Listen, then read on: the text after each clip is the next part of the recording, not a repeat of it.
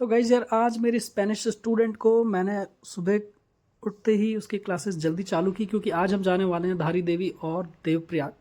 दो जगह हम कवर करने वाले हैं और लगभग 240 किलोमीटर हो जाएगा ये पूरा आना जाना आज का। तो जल्दी से हमने सुबह क्लासेस की इसकी स्टार्ट और 2 घंटे का सेशन 1.5 घंटे में कंप्लीट किया।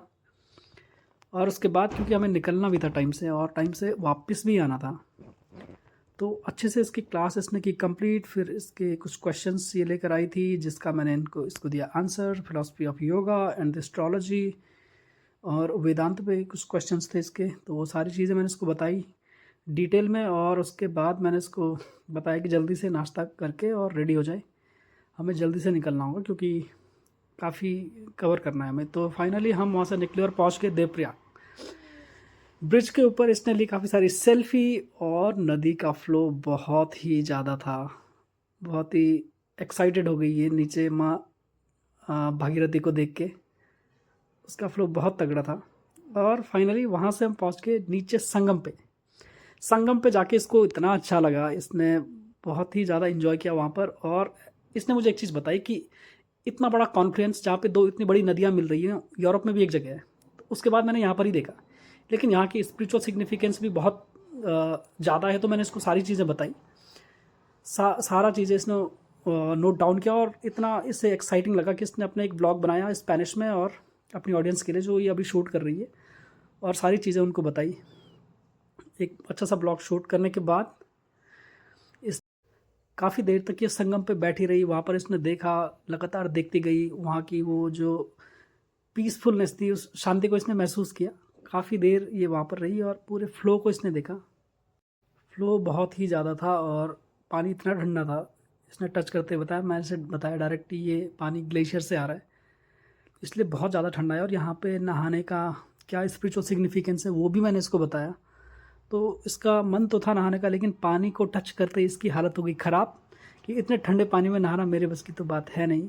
उसके बाद हम आए ऊपर थोड़ी सी और वहाँ पर गंगेश्वर महादेव के पास इसने किया भगवान शंकर का जल से अभिषेक। पहले इसने मुझे देखा कि कैसे कैसे कर रहे हैं, तो सारी चीज़ें इसने नोटिस की।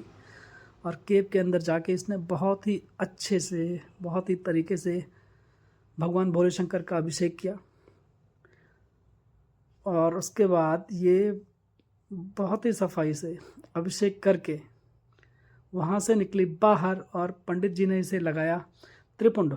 किसको मन था कि जैसे त्रिपुंड लगाते हैं तो मुझे भी लगाना है, कौन लगाएगा, तो पंडित जी से लगवाया। और फिर गई ये दूसरी गुफा में, ये दूसरा केव उसी के सामने, उसके अंदर हवन चल रहा था, तो ये वहाँ पर गई, इसने ऑब्जर्व किया क्या चल रहा है। फिर आ गई है वहाँ से बाहर, ज़्यादा इसे कुछ समझ नहीं आया।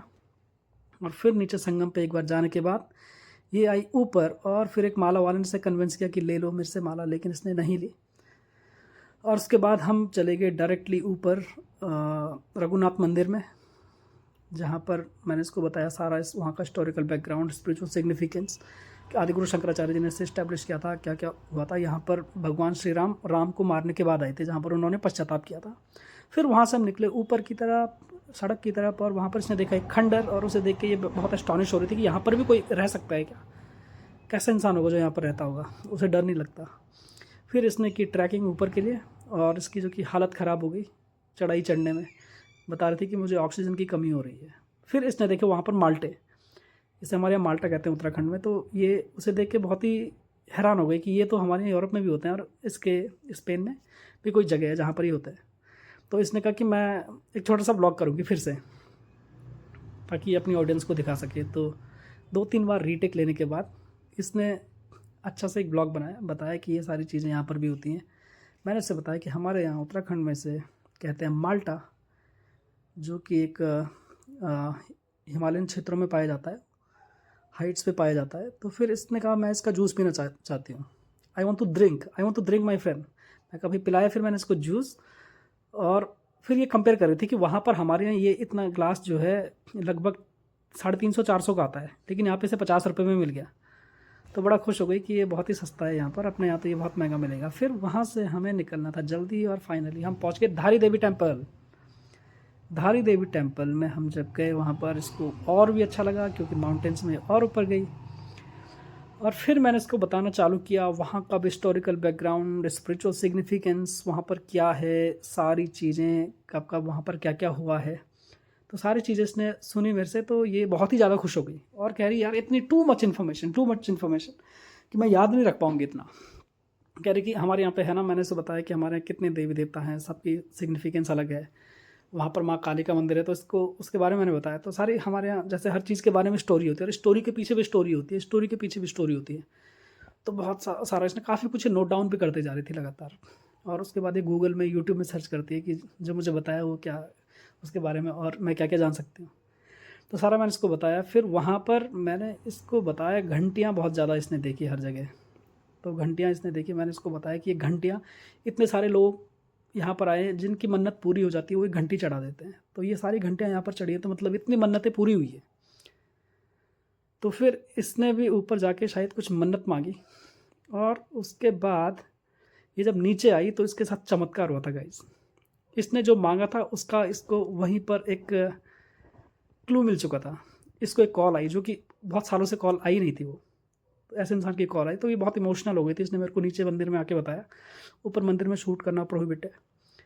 तो उसके बाद ये इमोशनल हो गई काफ़ी, लगभग 15 मिनट इसने मेरे को सुनाया। और फिर अब ये शूट कर रही है, बहुत सारी घंटियाँ ये नीचे देख रही है जो कि निकाली जा चुकी हैं। फिर मुझे बोल रही थी कि इन घंटियों का आप क्या करेंगे ये लोग।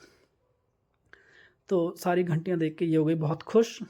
इसने बहुत सारे फ़ोटोज़ करवाए, बहुत सारे क्लिक्स करवाए इन घंटियों। तो मेरे साथ ये बार बार कर रही थी मजाक कि मेरे लगेज में अब जगह नहीं है, वरना मैं कुछ घंटियाँ यहाँ से लेके जाती अपने यहाँ मयोरका स्पेन में।